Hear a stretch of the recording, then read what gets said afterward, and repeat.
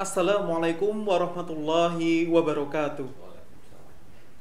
Alhamdulillahirabbil alamin wa bihi nasta'in ala umrid dunya waddin wassalatu wassalamu ala asrafil anbiya'i wal mursalin nabina habibina wa maulana Muhammad wa ala alihi wa ashabihi ajmain amma ba'd.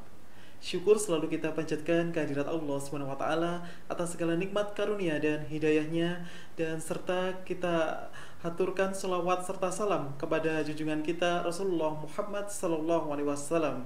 Pada kesempatan ini, Lentera Islami Pimpinan Daerah Muhammadiyah Kota Yogyakarta bersama narasumber kita, Ketua Lazismu Pimpinan Daerah Muhammadiyah Kota Yogyakarta, yaitu Ustadz Muhammad Dai Iskandar SAG MSI.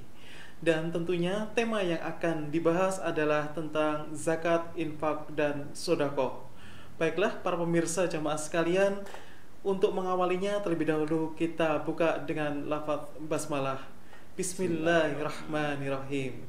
Baiklah, telah hadir bersama kami Ustadz Muhammad Dai Iskandar SAG MSI. Kita sapa terlebih dahulu. Assalamualaikum Ustadz Dai. Waalaikumsalam warahmatullahi wabarakatuh. Ustadz Arif. Ya, sehat Ustadz? Alhamdulillah.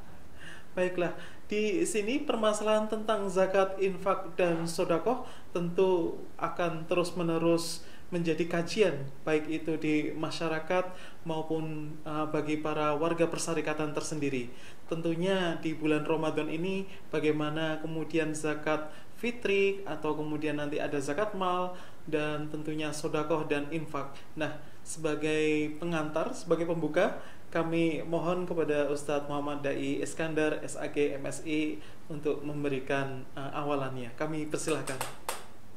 Assalamualaikum warahmatullahi wabarakatuh. Waalaikumsalam. Alhamdulillah, syukurillah, wala haula wala quwata illa billah, salatu wassalamu ala rasulillah.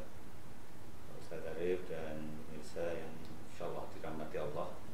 Alhamdulillah di akhir Ramadan yang insyaallah bulan yang penuh dengan keberkahan ini, kita masih diberikan kesempatan untuk berada dan menjadi bagian menjalankan dengan segala keutamaan-keutamaan dalam waktu-waktunya.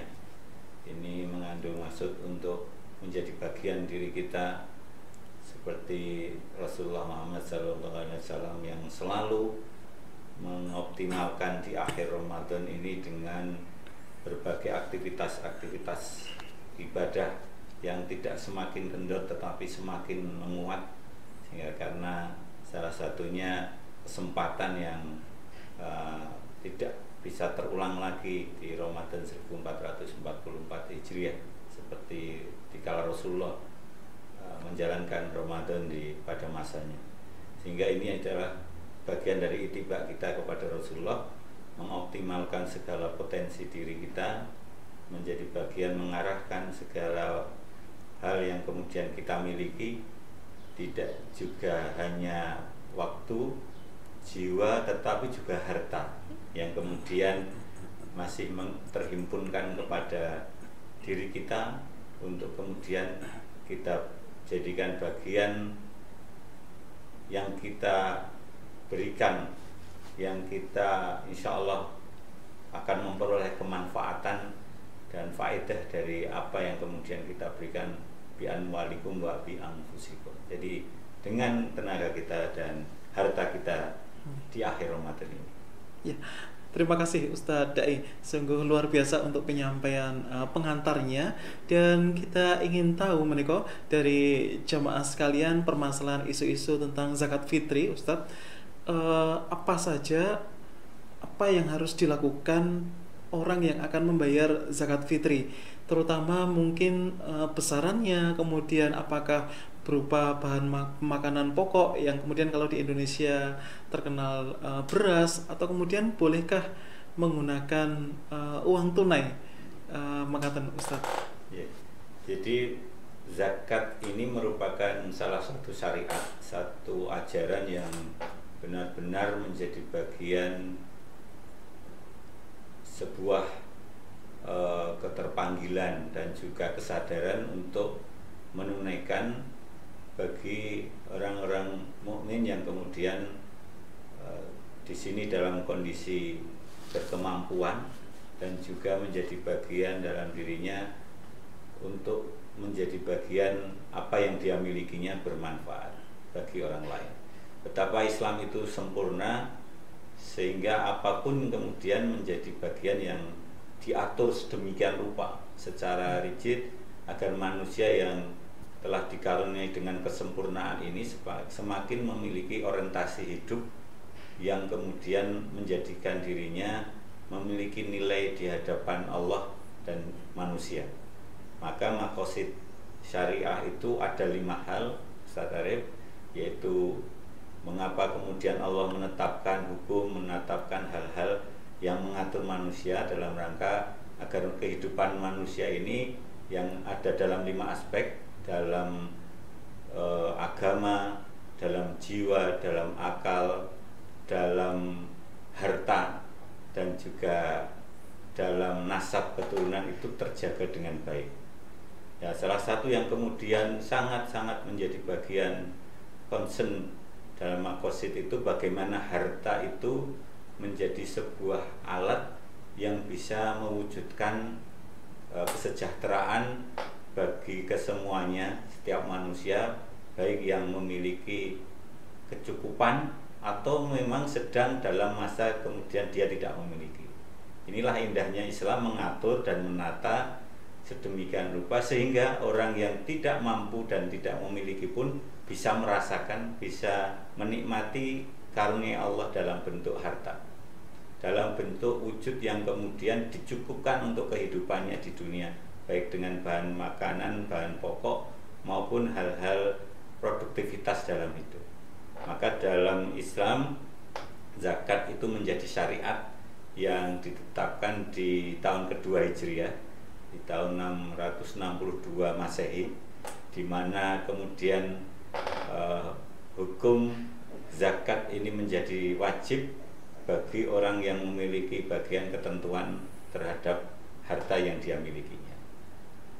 Zakat berarti suci, zakat itu kemudian berkembang juga artinya maknanya bertambah, maknanya berkembang. Maka ketika orang menunaikan zakat itu hartanya menjadi suci, dirinya menjadi suci, dan berkembang hartanya. Inilah yang kemudian bagaimana seseorang yang kemudian terlihat dengan begitu luar biasa dalam berzakat itu menjadi bagian yang oleh Allah dikembangkan hartanya, diperbanyak dan juga dijadikan bagian dia menjadi orang-orang yang disucikan dengan hartanya. Maka zakat ini menjadi bagian yang sejak awal Rasulullah kemudian menguatkan, membangun, memberi motivasi kepada setiap mukmin nantinya bahwa dari zakat itu ada social responsibility, tanggung jawab sosial terhadap setiap tidak hanya kepada umat Islam saja, kepada umat lain yang kemudian sedang memiliki keterbatasan, maka itu akan menjadi alat untuk bisa menyelesaikan. Zakat yang kemudian dikembangkan dan berkembang ini menjadi 2 hal, Ustaz Arif. Pertama, zakat fitri, zakat yang berkaitan dengan jiwa, dengan person, dengan perilaku, dan yang kedua adalah zakat mal, zakat yang berkaitan dengan kepemilikan harta.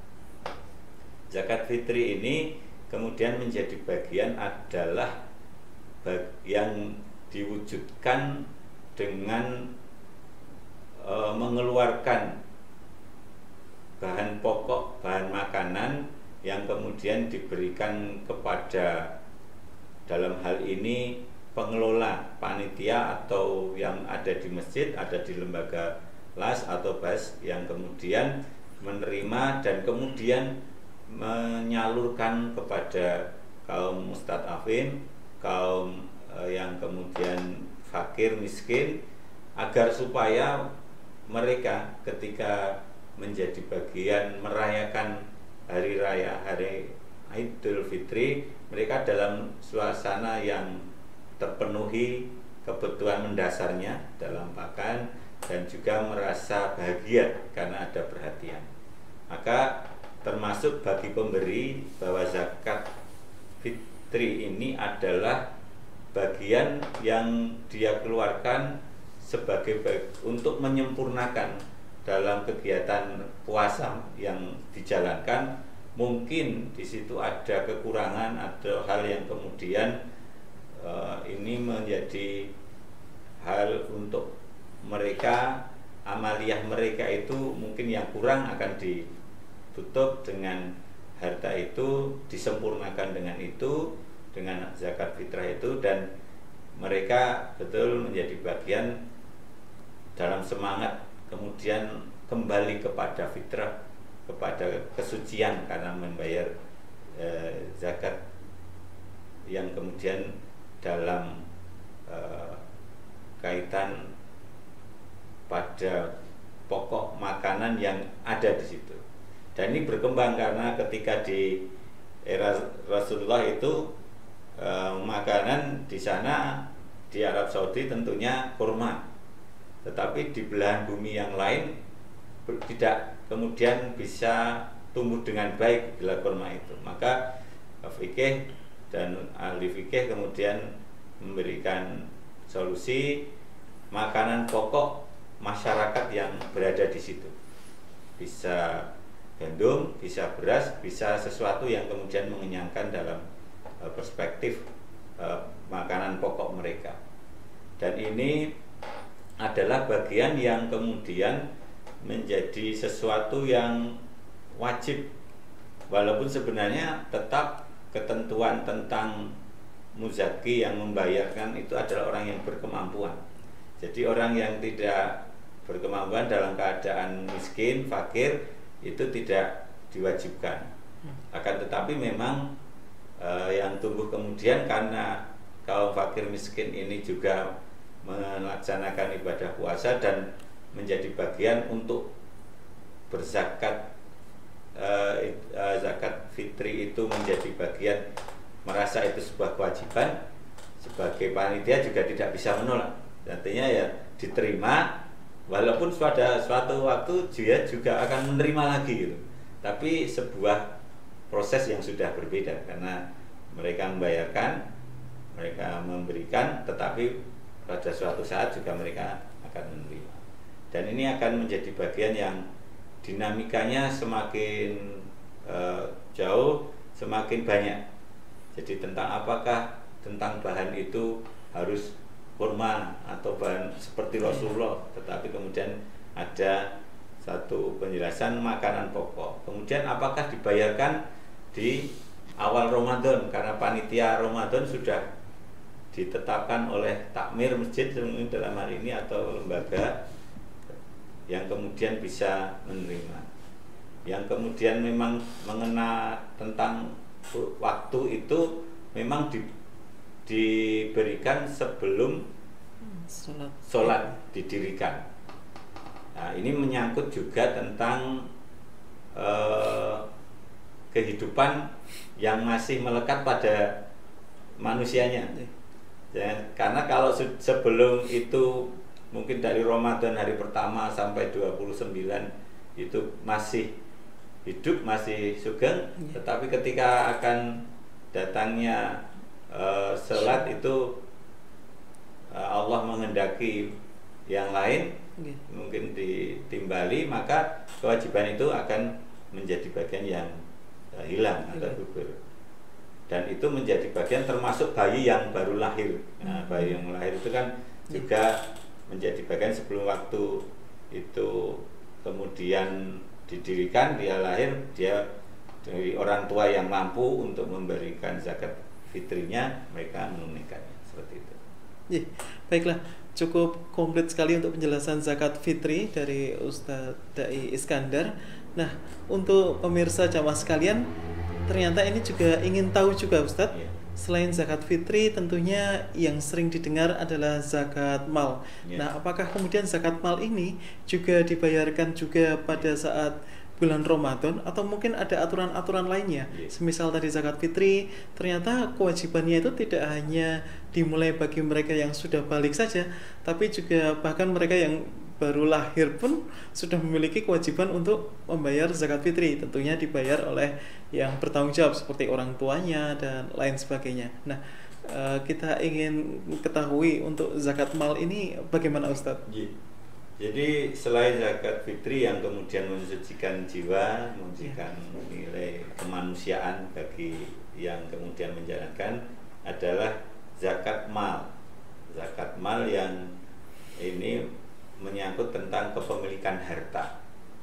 Karena insya Allah setiap manusia itu sudah dijamin rezekinya, apalagi kemudian berikhtiar bekerja, menghasilkan sesuatu untuk penunjang hidupnya, menjadi hal-hal yang kemudian dalam kehidupan itu ada 3 kebutuhan yang selalu berkembang: kebutuhan primer, tersier, dan sekunder. Kebutuhan pokok, kemudian kebutuhan yang mendukung dan pelengkap. Kalau dalam fikih itu ada daruriyah, kemudian ada hajiyah, dan ada tahsiniyah. Jadi manusia itu pasti punya bagian kepemilikan harta yang telah dikaruniakan Allah, yang kemudian dia wajib mengeluarkan itu sebagai bentuk kewajiban yang kemudian berdampak pada kehidupan kaum yang lain. Orang yang mampu itu punya tanggung jawab untuk memampukan orang yang belum mampu. Ketika sudah mampu, dari posisi tidak mampu menjadi mampu, itu memang tujuan fikih. Ketika dari sering menerima, besok sering memberi. Nah, ini tentang harta itu memang luar biasa, karena sarana dalam kehidupan. Tanpa harta, manusia kemudian tidak akan berkembang, termasuk berkembang keinginan-keinginannya. Maka dalam harta itu salah satunya bila mengurangi ketamakan, kerakusan itu adalah kemudian mengeluarkan dari nilai yang kemudian telah ada dalam, kalau harta itu ada haul, ada nisab, ada masa yang kemudian direntangkan, yaitu masa 1 tahun kepemilikan, kemudian ada nisabnya, ada ukurannya ya senilai 85 gram emas. Nah, itu menjadi bagian yang mengikat di dalam zakat mal ini, termasuk menjadi bagian waktu. Nah, waktu ini kan penting. Maka banyak yang kemudian menyandarkan waktu Ramadan itu sebagai penghitungan rentang waktu 1 tahun dalam kepemilikan harta. Jadi kalau kita lihat filosofi zakat tadi itu kan tumbuh berkembang. Dan ketika tumbuh berkembang itu kan berarti ada benefit, ada penambahan nilai. Nah, inilah yang kemudian apakah sudah setara dengan 85 gram emas. Maka itu menjadi kewajiban yang ditunaikan, menjadi zakat. Tetapi kalau belum, itu bisa menjadi infak dan sedekah. Nah, inilah yang kemudian betapa menjadi bagian ini sangat penting untuk memilah dan memberi pemahaman tentang zakat, infak, dan sedekah. Ya, demikian pemirsa, untuk zakat mal tentu ada perbedaan dibandingkan dengan zakat fitri. Nah, tadi Ustadz sempat menyinggung tentang sedekah dan infak tentunya. Ini apakah yang menjadi pembeda antara zakat, kemudian sedekah dan infak menika Ustadz? Dan apakah kemudian yang kita salurkan ke masjid misalnya setiap hari Jumat, atau pada waktu Ramadan ini ada kesempatan kita ke masjid, kita masukkan, itu sebenarnya dimaksud zakat, sedekah, atau infak menika? Ketika kita tadi flashback memahami zakat, itu kan sesuatu yang ketentuan aturannya sudah sangat jelas, sangat rigid itu, sehingga ada ukuran waktu dan juga nisab ukuran pada kualitasnya, dan juga kepada mafhumnya, kepada siapa itu diberikan dan kepada siapa itu dikenakan. Maka ini tentang zakat, jadi sebuah entitas yang sangat jelas. Kemudian ada zakat, ada sedekah, ada infak. Sedekah itu adalah sesuatu yang maknanya itu tidak hanya pada nilai atau pada kualitas barang, tapi perbuatan itu bisa menjadi sedekah. Jadi kalau kita membaca hadis itu, senyum wajah yang sumringah, wajah yang tersenyum itu juga sedekah. Nah, ini kan pemaknaannya sedekah itu bisa meluas, tidak hanya harta tapi pada sikap, perilaku, pada tindakan itu yang menyenangkan itu sedekah. Memuja dengan, artinya memuja dengan hal yang baik itu kan, itu kan juga sedekah, sebuah kebaikan. Mengutamakan orang untuk lebih dulu melaksanakan sesuatu hal ketika bersamaan itu juga sedekah. Wajah senyum itu sedekah. Tetapi kalau infak itu memang sudah menjadi bagian apa yang ditunaikan itu tentang keharta bendaan. Jadi kalau zakat itu sifatnya bisa dikatakan wajib ketika ketentuan dipenuhi, kalau belum bisa turun menjadi infak atau sedekah. Tapi ada juga ulama mengatakan zakat wajib itu zakat mal itu. Kalau zakat sunnah artinya zakat yang kemudian berkembang itu bisa infak atau sedekah. Nah ini yang kemudian dan katanya bisa dipisah seperti itu. Baiklah Ustadz Dai Iskandar, tentunya ini tidak lepas dari bahwa Muhammadiyah memiliki lazismu dan program-program lazismu, diantaranya untuk penyaluran zakat, infak, dan sedekah.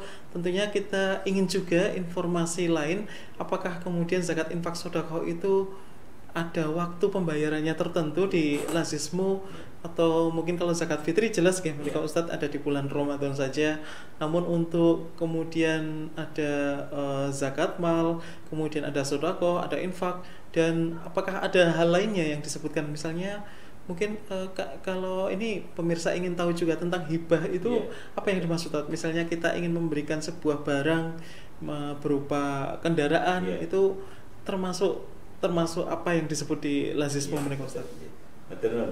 Jadi tentang keharta bendaan itu dalam fikih, dalam syariat Islam itu betul-betul luar biasa. Jadi mendapat perhatian yang besar dan juga bagian yang kemudian penataannya begitu luar biasa. Karena maqasid tadi menjadi bagian bagaimana tujuan dari harta ini memberikan kemaslahatan baik yang memiliki maupun yang kemudian orang lain yang menerima manfaat.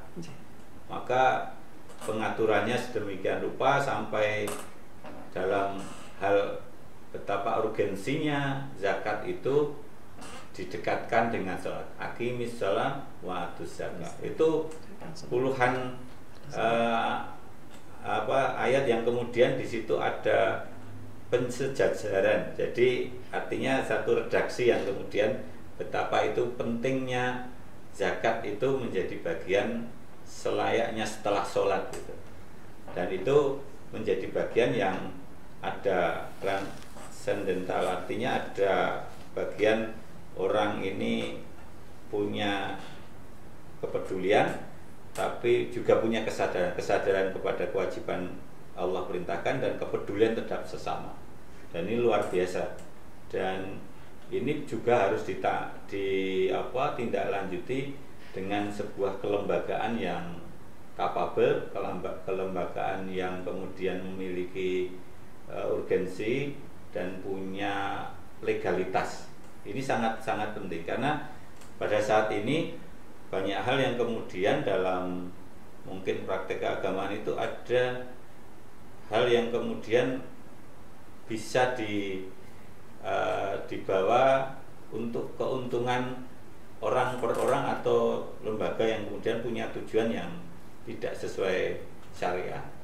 Maka bagaimana lembaga ini hadir dan menjamin pelaksanaan dari zakat, infak, sedekah itu sesuai nantinya dengan tujuan dan juga sesuai dengan ketentuan.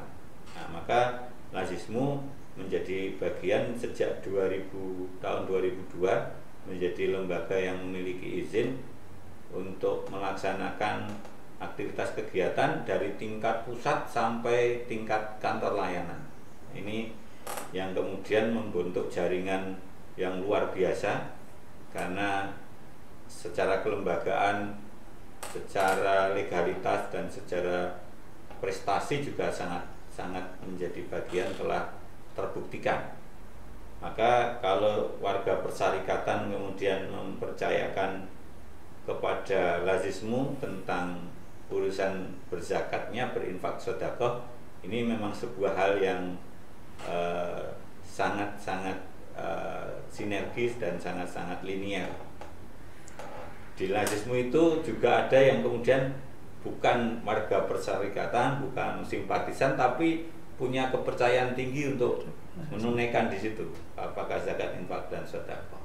Ini menunjukkan memang lembaga kita ini betul-betul memiliki bagian orang menaruh amanah, menaruh kepercayaan yang tinggi, dan ini akan menjadi bagian yang terus dipertahankan.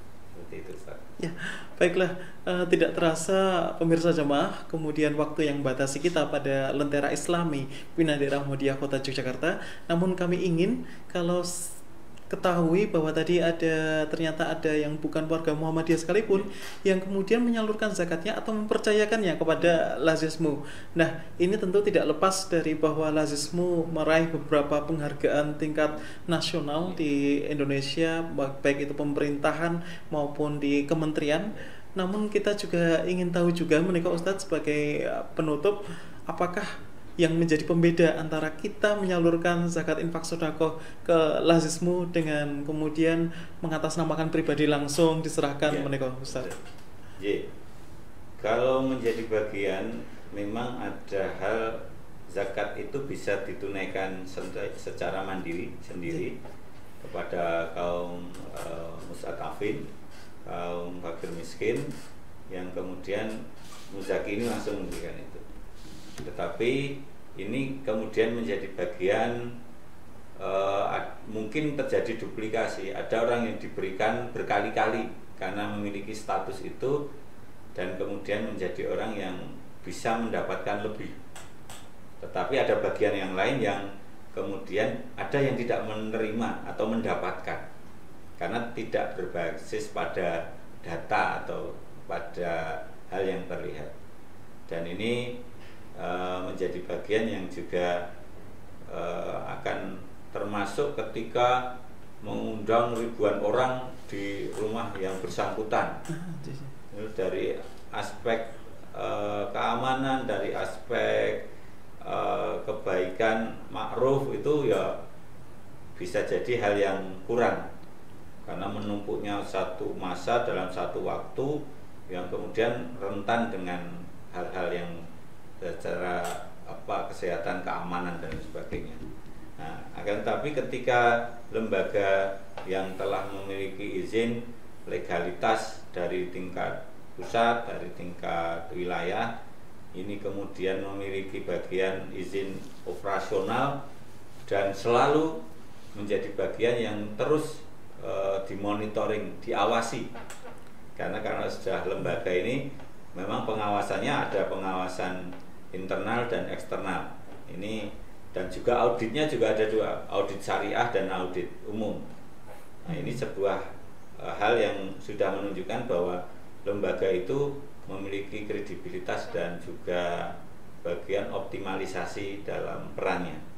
Dan ketika membayar lewat zakat, infak, sedekah sebagai kewajiban di Lazismu ini, maka transparansi nanti menjadi bagian yang selalu diwujudkan dengan pelaporan rutin, menjadi bagian nanti dari mana kepada siapa, kemudian bentuknya seperti apa, itu ada pelaporannya.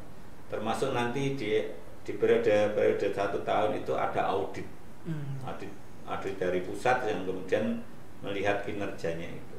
Sehingga benar tadi Ustaz Arief sudah menyampaikan bagaimana penghargaan itu sesuatu yang mengikuti saja. Jadi dari kinerja yang optimal itu kemudian pihak institusi lain kemudian memberi penghargaan, dan itulah seperti adanya seperti itu, sehingga kita semakin yakin ketika kita menunaikan di lazismu, harta kita, sesuatu yang kita miliki itu semakin memiliki nilai manfaat yang lebih baik, karena lembaga memiliki program yang sangat sudah rigid dinilai, di asesmen sampai dibimbing, tidak cukup diberikan tapi dibimbing sampai ada perubahan signifikan dari penerimanya. Dan inilah yang mudah-mudahan pembeda antara perorangan dan lembaga, karena hal-hal yang kemudian dijalankan, ketentuan dan juga SOP, standar operasional prosedurnya menjadi ketentuan yang dijalankan. Itu Mas Ustaz. Sungguh luar biasa pemirsa jamaah dan warga persyarikatan sekalian, bagaimana kita sudah tegas dan kita benar memilih menyalurkan zakat, infak dan sedekah kita kepada lazismu. Dan tentunya dengan berbagai penghargaan tersebut itu merupakan bentuk kepercayaan juga dari penilaian validitas, kemudian ada pemeriksaan internal, audit internal berupa audit syariah dan maupun audit lain yang disampaikan oleh pemerintah maupun pihak swasta. Jadi marilah kita salurkan zakat infak sedekah kita ke lazismu. Demikianlah Lentera Islami Pimpinan Daerah Muhammadiyah Kota Yogyakarta pada kesempatan ini bersama Ustadz Muhammad Dai Iskandar SAG MSI, Ketua Lazismu Pimpinan Daerah Muhammadiyah Kota Yogyakarta. Dari kami mengucapkan terima kasih. Fastabiqul khairat. Wassalamualaikum warahmatullahi wabarakatuh. Waalaikumsalam warahmatullahi wabarakatuh.